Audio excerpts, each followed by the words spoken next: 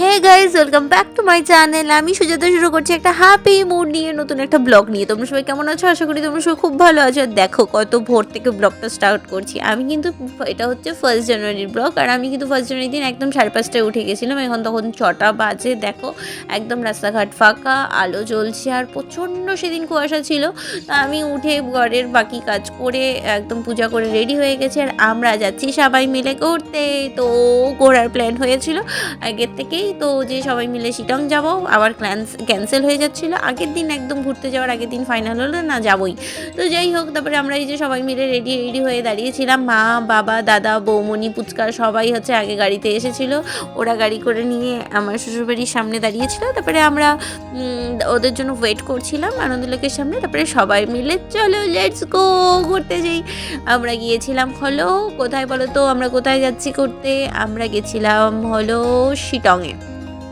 তো আমরা সবাই মিলেই তো গাড়িতে উঠেই পুরা মজা করছিলাম। আর আমাদের তাতানকে দেখো, ও বন্দুক নিয়ে ঘুরতে চলে গেছে, যেখানে হচ্ছে ওই বন্দুক নিয়েই আছে। আর বন্দুক একদম পুরো স্ট্রংভাবে ধরে আছে।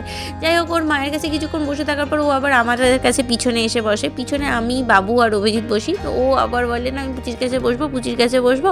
তারপরে ও পুচির কাছে বসে পড়ে। তো ও ওইখানেও বন্দুকটা নিয়েই বসে পড়ে। দেখো বন্দুক নিয়েই ও বসে পড়ছে আমাদের মাঝখানে, গল্প করছে আর পুরো মজা করছে। আমি ওকে বললাম একটু নাচ, গান চলছে। তারপরে ব্যাস ও নাচা শুরু করে দেয়।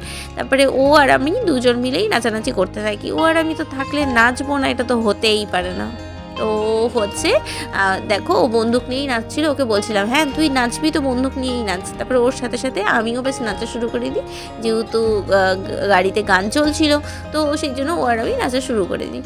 তারপরে এইভাবেই নাচ করতে করতে, গল্প করতে করতে আমরা পৌঁছে গেলাম শিটং। এই যে আমরা চলে আসি শিটং। আর ওয়েলকাম টু অরেঞ্জ গার্ডেন। চারপাশে শুধু শিটংয়ে অরেঞ্জ গার্ডেনই দেখা যাচ্ছিল। তো আমরা এই অরেঞ্জ গার্ডেন দেখার জন্য এখানে আসলাম, কিন্তু এখানে এসে বুঝলাম যে পার্টিকুলার কোনো গার্ডেন নেই। যাই হোক, তো এই শোপিসগুলো দেখে তো আমাদের তাতান বলছিল আমি এটা কিনবো, এটা কিনবো। আমি ওকে বুঝালাম যে পরে কিনবো। তো যাই হোক, এবার আমরা অরেঞ্জ গার্ডেনে দেখতে যাচ্ছিলাম। ওখানে যে গিয়ে বুঝলাম যে প্রত্যেকটা বাড়ির আগেই, মানে বাড়ির সামনেই গাছ লাগিয়ে রাখে। সেই গাছে হচ্ছে অরেঞ্জ হয়। সেগুলোই হচ্ছে যখন ঢোকায় কেউ, অরেঞ্জ গার্ডেনে ঢুকতে যদি চায়, যদি কেউ ঢোকায় তখনই হচ্ছে ওই 50 টাকা করে পার হেড টিকিট লাগে। আর সবার বাড়ির সামনেই এরকম বাগান আছে। তো সবার বাড়ির সামনেই এরকম টাকা দিয়েই ঢুকতে হবে যদি দেখতে চাও। তো এখানে এই যে প্রচণ্ড অরেঞ্জ বিক্রি হচ্ছিলো, কিন্তু অরেঞ্জগুলোর প্রচুর দাম ছিল। তাতান বলছিল আমি অরেঞ্জ কিনবো। তো এখান থেকে কেনা হয়নি, পরে অন্য দোকান থেকে কেনা হয়েছিল। আমরা বললাম চল আগে ঘুরে আসি পরে কিনবো। তো তারপরে আমরা দেখলাম যে অনেক জায়গায় ঘুরে যে পার্টিকুলার কোনো সেখানে সেরকম গার্ডেন ছিল না। সবার বাড়ির সামনেই গার্ডেন বানানো হয়েছিল, গাছ ছিল। সেই গাছেই ঢুকতে গিয়ে বাবা এক একজনের 50 টাকা করে। আমি ভাবলাম থাক, সামনে থেকে তো দেখতেই পাচ্ছি এত গাছ, এই দেখো এরকম করে সামনে থেকে তো এত গাছের থেকে দেখতেই পাচ্ছি, আবার ভিতরে ঢুকবো 50 টাকা দিয়ে, কী দরকার ভাই? ওই টাকা দিয়ে তার থেকে খাবো, কাজে দিবে তাই না? তো আমরা এই একটা রাস্তা দিয়ে অনেকটা দূর গেছি, ভাবছিলাম এই দিকেই হয়তো কোনো কিছু আছে দেখার জন্য, অনেক লোক যাচ্ছে। তো আমরা এই রাস্তাটা দিয়ে অনেকটা দূর হেঁটে হেঁটে সবাই মিলে গেছি। গিয়ে দেখি আলটিমেটলি কিচ্ছু নেই। রাস্তাটা উপর থেকে অনেকটা ঢালু, নিচের দিকে নামছিল আর প্রচণ্ড ভাঙ্গা ছিল। তো সেই জন্য আমরা অনেকক্ষণ নামার পরে কিন্তু দেখলাম যে ওখানে কিছুই নেই, একদম পুরো আশাটাই বেকার হয়ে গেছিলো। আর ওখানে কিন্তু খুব রোদ ছিল। শিলিগুড়িতে যেরকম প্রচণ্ড ঠান্ডা ছিল, কিন্তু শিটংয়ে প্রচণ্ড পরিমাণে রোদ ছিল।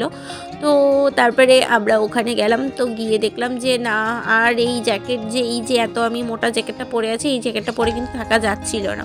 আর দাদানকে দেখো, ও দৌড়াদৌড়ি শুরু করে দিয়েছে ফাঁকা জায়গা পেয়ে। ও তো সবাইকে পেলে খুব মজা পায় যে, আর যদি সবাই একসাথে হয়ে গেল ব্যাস, ওর তো আর পাত্তা পাওয়া যাবে না, ও লাফালাফি ঝাপাঝাপি করতে থাকবে।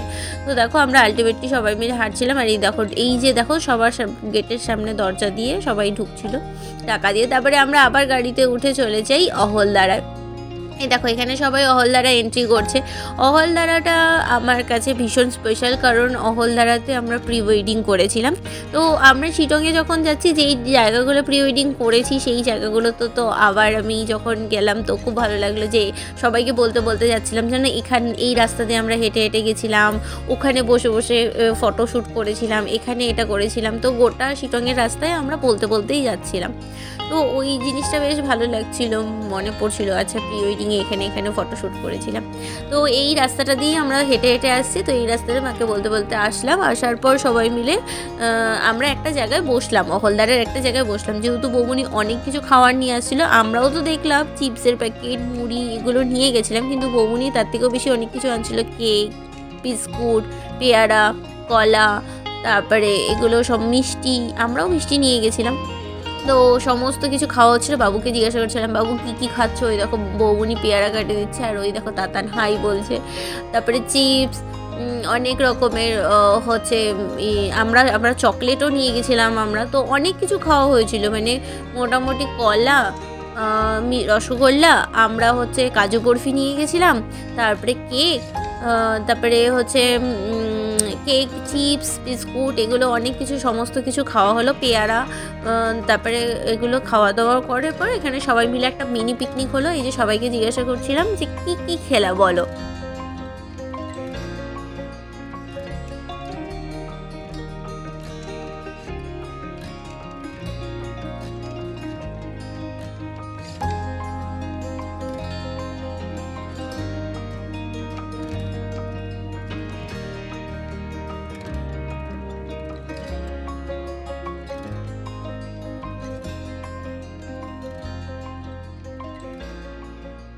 আমরা যেখানে বসেছিলাম সেখান থেকে নিচের দিকে আরও, মানে একদম নিচের দিকে অনেক গাছ বা অনেক একদম খাড়া পাহাড় ছিল। তো অভিজিৎ গিয়ে দেখে আসছিল। তো আমি নিচে নামতে যাচ্ছিলাম, দেখি আমার পিছন পিছন দাদানও চলে আসছে। তো ওকে নিয়ে আর নিচে নামা যাবে না।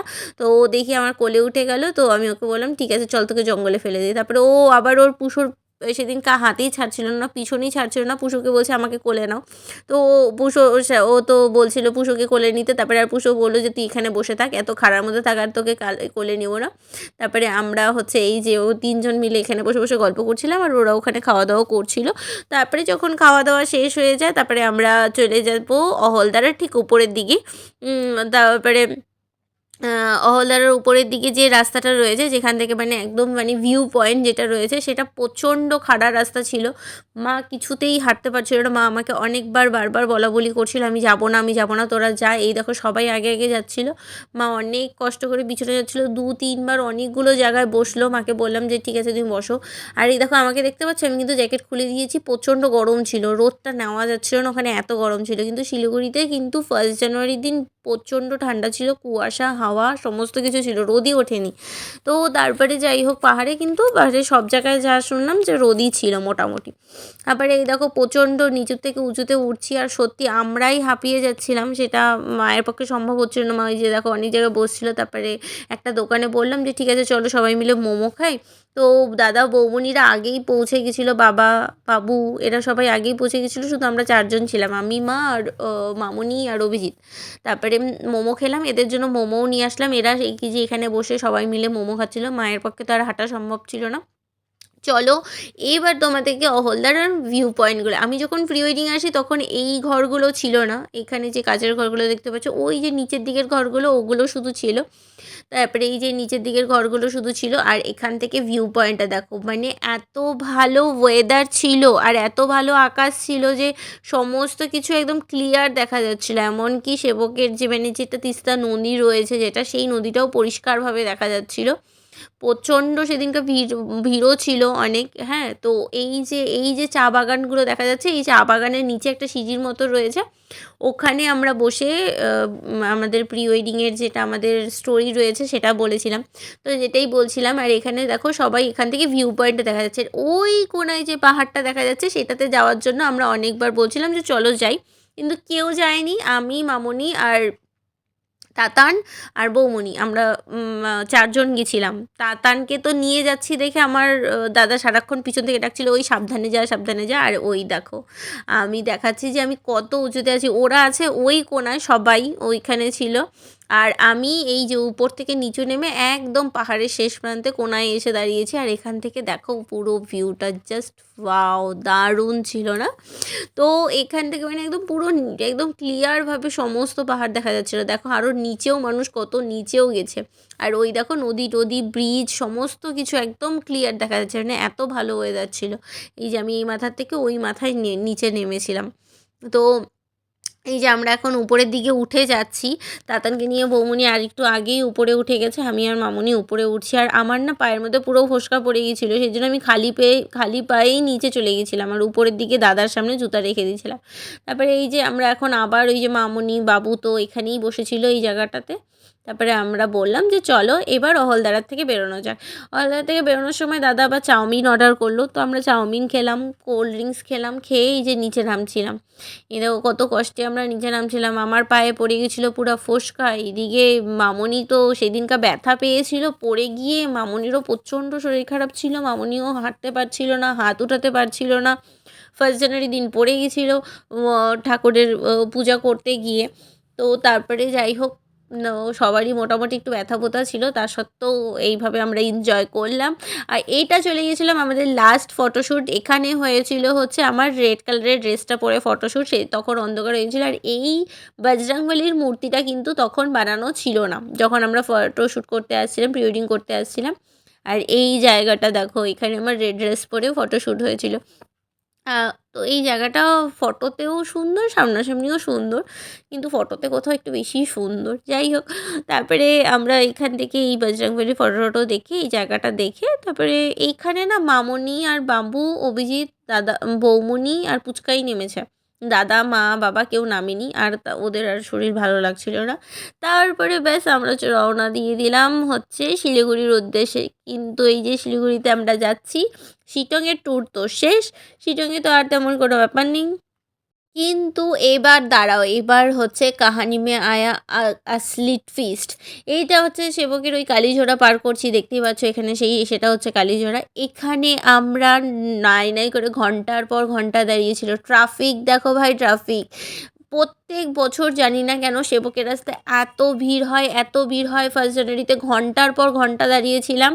মানে যেখানে আসার কথা ধরো 1 ঘন্টা, সেখানে ধরো আমরা 2-3 ঘন্টা শুধু ট্রাফিকেই দাঁড়িয়েছিলাম। মানে যেই ড্রাইভার ছিল সে খুব ভালো ছিল, যে এদিক ওদিক করে কোনোভাবে তাও ম্যানেজ করেছে টাইমটা। কিন্তু প্রচুর ট্রাফিক থেকে আমি এর আগেও এই ট্রাফিকটা পেয়েছি। এবার চলে আসলাম আমরা খাওয়া-দাওয়া করতে। ওখানে আশেপাশে যে হোটেল ছিল সেই হোটেলেই আমরা ঢুকে পড়ি, কারণ আমাদের সব্বার খুব খিদা পায়। যেহেতু সকাল থেকে মোটামুটি সবাই ভাত না খাওয়া, তো বাঙালিদের তো ভাত লাগবেই। তারপরে তাতানের জন্য চলে আসে গরম গরম ভাত আর হচ্ছে মাছ ভাজা।